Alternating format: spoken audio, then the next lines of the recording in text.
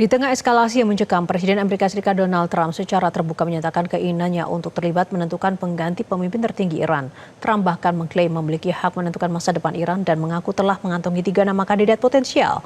Untuk membahasnya lebih lanjut, sudah bergabung bersama kami analis Timur Tengah Dina Sulaiman dari luar studio. Mbak Dina, selamat sore. Iya, selamat sore Mbak Yona. Mbak, bagaimana Anda melihat transisi kepemimpinan di Iran pasca meninggalnya pemimpin tertinggi Ali Khamenei saat ini?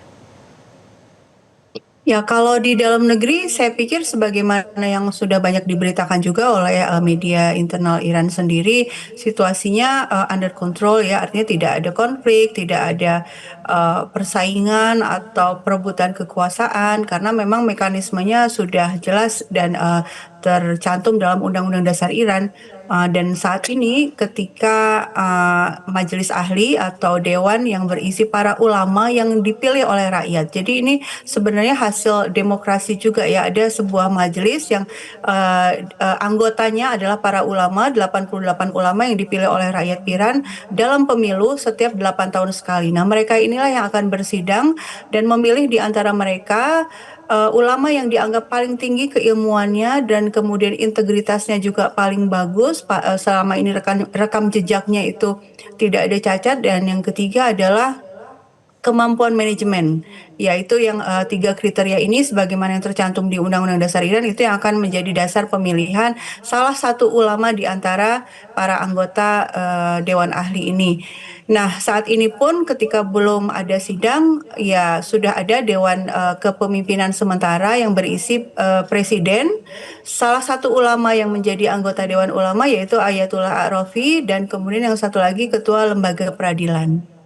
Nah, Mbak Dina, bagaimana menurut Anda dari nama-nama yang masuk bursa menjadi kandidat kuat pengganti Ali Khamenei, siapa yang menurut Anda paling pas untuk menggantikan di masa terjadi konflik dan perang juga yang terjadi antara AS Israel dan Iran saat ini? Siapa yang paling cocok menurut Anda?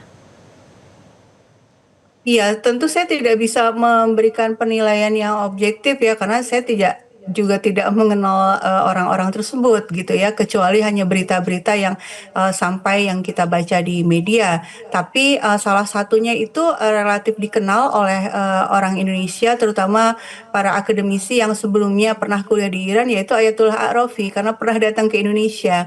Beliau ini dulu rektor dari Universitas Al-Mustafa ya. Jadi ada universitas internasional yang orang Indonesia juga banyak yang kuliah di sana, dan beliau itu rektornya, sehingga ya relatif kenal dari jauh gitu ya.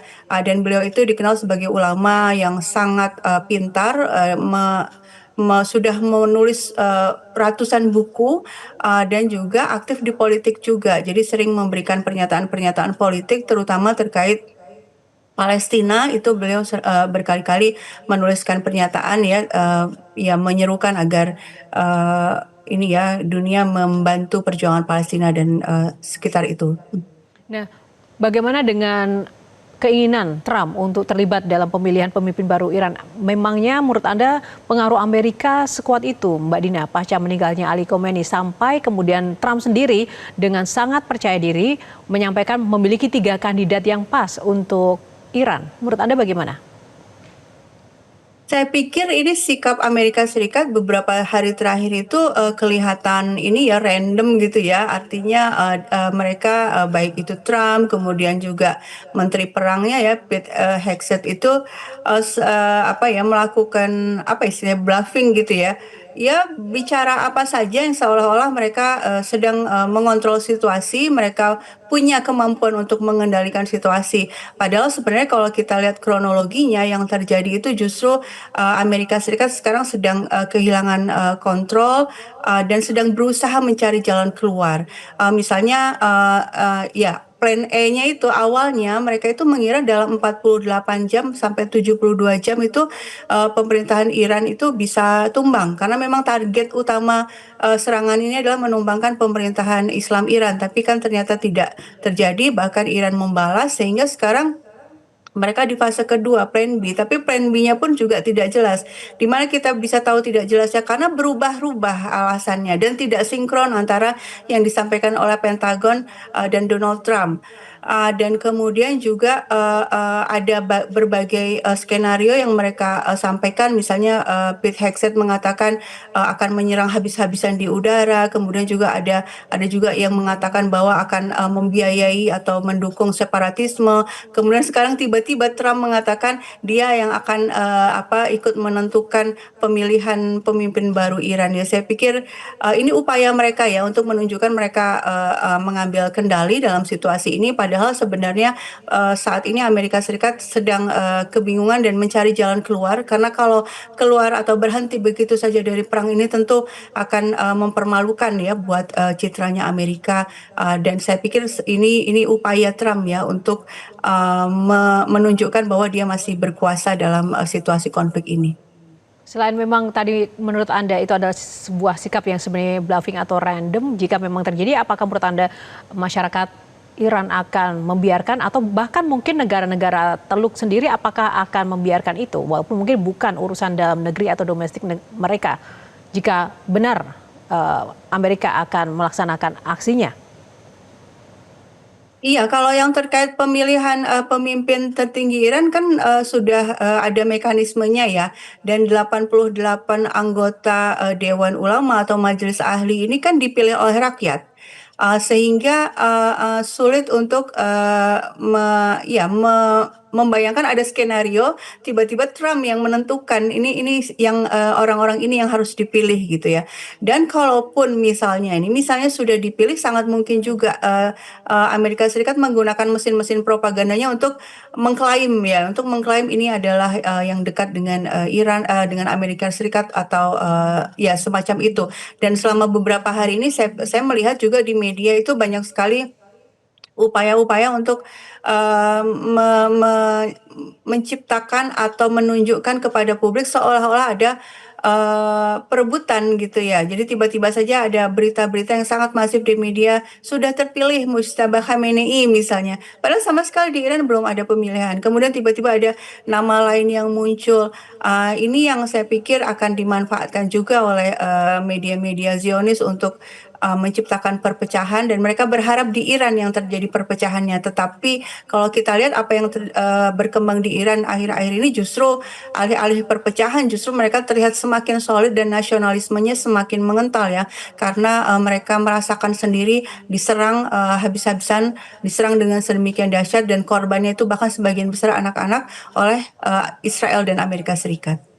Nah, kalau kita juga berkaca pada sejarah negara-negara Teluk lainnya atau di Timur Tengah yang kemudian Amerika menyerang dan kemudian mengintervensi kepemimpinan mereka, khususnya Irak sendiri, pada akhirnya ternyata hasilnya tidak secemerlang yang dijanjikan oleh Amerika. Nah, bagaimana kemudian seandainya memang Iran ini harus mendapat intervensi dari Amerika, apa jadinya ini, Mbak? Iya, baik. Iran ini berbeda sekali ya secara culture, secara ideologi dengan negara-negara lain di Timur Tengah. Kalau kita lihat efek Arab Spring di tahun 2011 itu kan beragam ya di tiap-tiap negara. Ada negara yang kemudian sebenarnya misalnya Mesir gitu ya, setelah tumbang pemerintahan Husni Mubarak, kemudian ada pemilu, terpilih seorang presiden yaitu Mursi, tapi Amerika tidak suka, kemudian melakukan intervensi dan tumbang. Kemudian sekarang muncul presiden yang kembali seperti Husni Mubarak dulu ya, dari militer. Kemudian juga di negara-negara lain, misalnya Suriah misalnya ya, ada ini upaya pengguliran rezim yang menjanjikan ada kebebasan dari diktator karena pemerintahan Assad dituduh sebagai diktator, tapi kan terbukti setelah ada pemerintahan baru juga tidak ada perbaikan, bahkan situasi semakin buruk buat orang-orang Suriah. Artinya ya janji-janji demokrasi buat yang disampaikan oleh Amerika Serikat itu selama ini tidak pernah terwujud ya. Jadi aksi-aksi penggulingan rezim yang didukung oleh Amerika Serikat itu pada akhirnya yang mengambil keuntungan adalah kroni-kroni dari Amerika sendiri. Dan rakyat Iran itu punya kesadaran geopolitik yang sangat kuat ya, karena tiap Jumat itu yang namanya khutbah Jumat itu isinya tuh dua ya. Yang pertama, iya, tausiah agama itu jelas, tapi selalu ada bagian khutbahnya karena ada dua khutbahnya. Khutbahnya itu terkait geopolitik sehingga kesadaran publik soal bagaimana Amerika dan Zionis ini ingin menguasai mereka bukan untuk memerdekakan mereka tapi untuk menguasai sumber daya alam dan untuk menghegemoni secara politik agar tidak lagi memberikan bantuan kepada Palestina itu mereka udah sadar banget gitu ya. Jadi sulit membayangkan ada skenario negara-negara Timur Tengah yang lain yang menjadi korban agenda penggulingan rezim Amerika itu berulang di Iran. Baik, terima kasih Mbak Dina Sulaiman untuk ulasannya bersama Breaking News Metro TV. Selamat sore Mbak, salam sehat selalu. Jelajahi cara baru mendapatkan informasi. Download Metro TV Extend sekarang.